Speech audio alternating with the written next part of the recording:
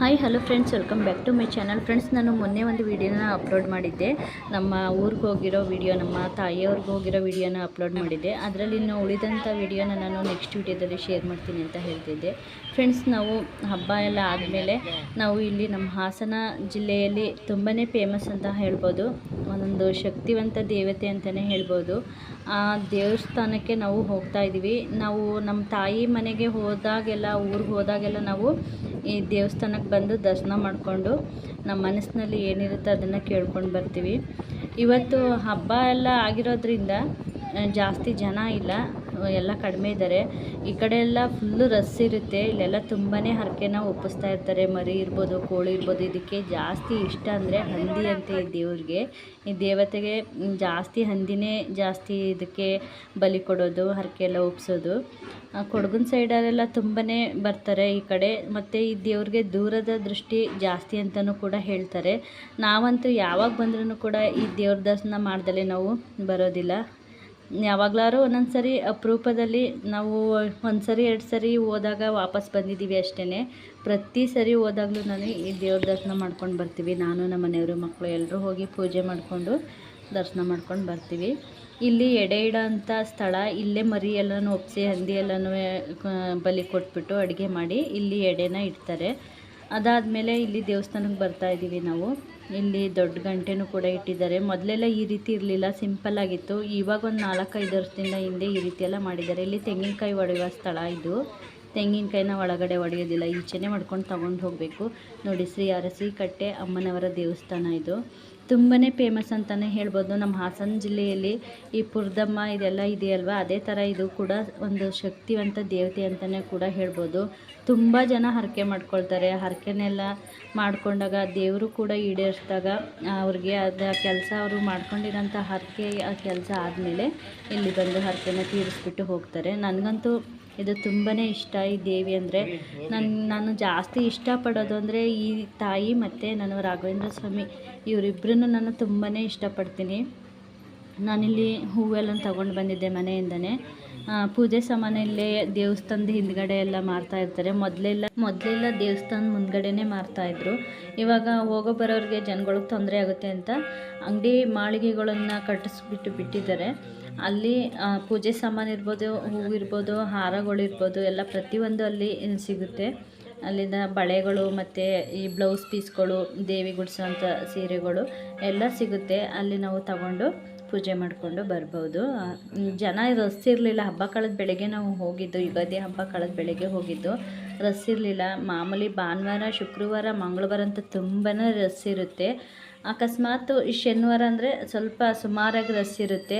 ಇವತ್ತು ಹಬ್ಬ ಕಳೆದ ಬೆಳಗ್ಗೆ ಆಗಿರೋದ್ರಿಂದ, ವರ್ಷ ತೊಡಕಾಗಿರೋದ್ರಿಂದ ಇಲ್ಲಿ ಜಾಸ್ತಿ ಅಷ್ಟೇನು ರಶ್ ಇರಲಿಲ್ಲ. ಇವತ್ತು ಕೂಡ ದೇವಿಗೆ ಹರಕೆನ ಒಪ್ಪಿಸ್ತಾ ಇದ್ದರು ತುಂಬ ಜನ.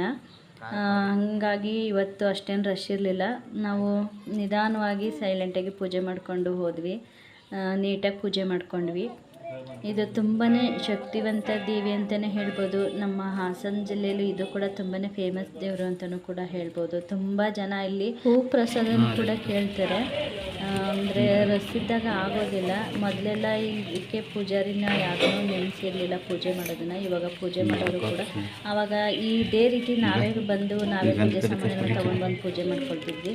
ಇವಾಗ ಆ ಥರ ಇಲ್ಲ. ಪೂಜೆ ಮಾಡೋದಕ್ಕೆ ಬೇರೆ ಇರ್ತಾರೆ. ಹಬ್ಬ ಆಗಿರೋದ್ರಿಂದ ಇವತ್ತು ಪೂಜೆ ಮಾಡೋರು ಇರಲಿಲ್ಲ. ಆವಾಗೆಲ್ಲ ನಾವೇ ಹೂವೆಲ್ಲ ಇಟ್ಬಿಟ್ಟು ಹೂ ಕೇಳ್ಕೊಂಡು ಹೋಗ್ತಾ ಇದ್ವಿ. ಒಳ್ಳೇದಾಗೋದಾದರೆ ನಮಗೆ ಬಲಗಡೆ ಹೂ ಕೊಡ್ತಿದ್ಲು ತಾಯಿ. ನಾವು ತುಂಬ ಸರಿ ಕೇಳಿದ್ದೀವಿ, ನಮಗೂ ಕೂಡ ಒಳ್ಳೆಯದಾಗಿದೆ. ಹಾಗಾಗಿ ನನಗೆ ಈ ದೇವಿ ಅಂದರೆ ತುಂಬಾ ಇಷ್ಟ ನನಗೂ.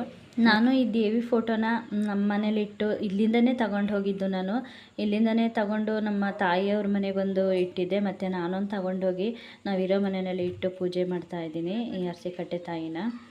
ನಮಗೂ ಕೂಡ ಸಾಕಷ್ಟು ಒಳ್ಳೆಯದಾಗಿದೆ.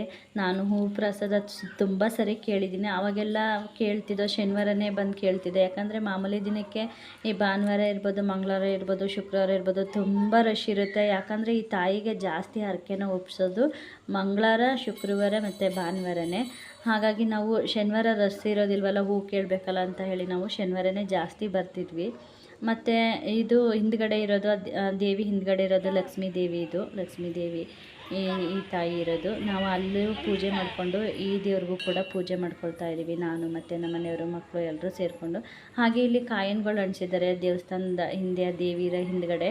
ಅದೇ ನಮಗೆ ಏನಾದರೂ ಕೆಲಸ ಆಗಬೇಕು ಅಂದರೆ ಅಂಟ್ಕೊಳ್ಳುತ್ತೆ, ಇಲ್ಲಾಂದರೆ ಇಲ್ಲ, ನಮಗೆ ಮನಸ್ಸಿನಲ್ಲಿ ಕೇಳಿಕೊಂಡು ಅಂಟಿಸ್ತಾರೆ.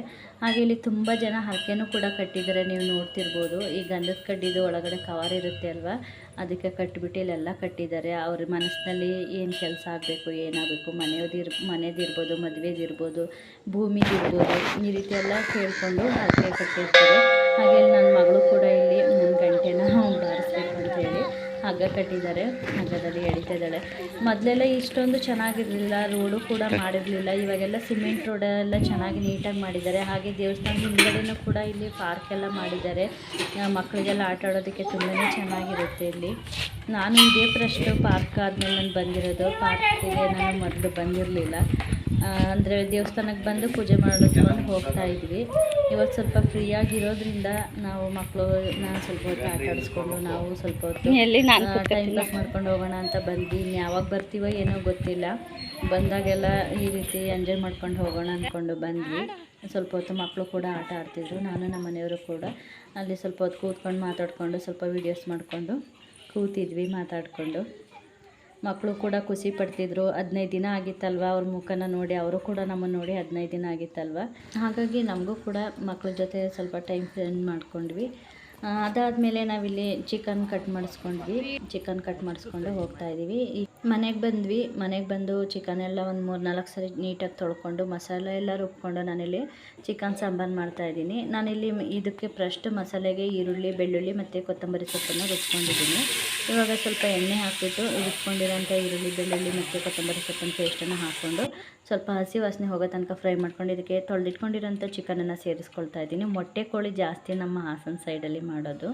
ಚಿಕನ್ ಹಾಕಿ ಚೆನ್ನಾಗಿ ಫ್ರೈ ಮಾಡ್ಕೊಂಡಾದಮೇಲೆ ನಾನು ಈ ಮಸಾಲೆಗೆ ಖಾರದ ಪುಡಿ ಮತ್ತು ಕೊತ್ತಂಬರಿ ಪುಡಿ ಮತ್ತು ಒಂದು ಸ್ವಲ್ಪ ಚಕ್ಕೆ ಲವಂಗದ ಪುಡಿನ ಹಾಕಿ ರುಬ್ಕೊಂಡಿದ್ದೀನಿ.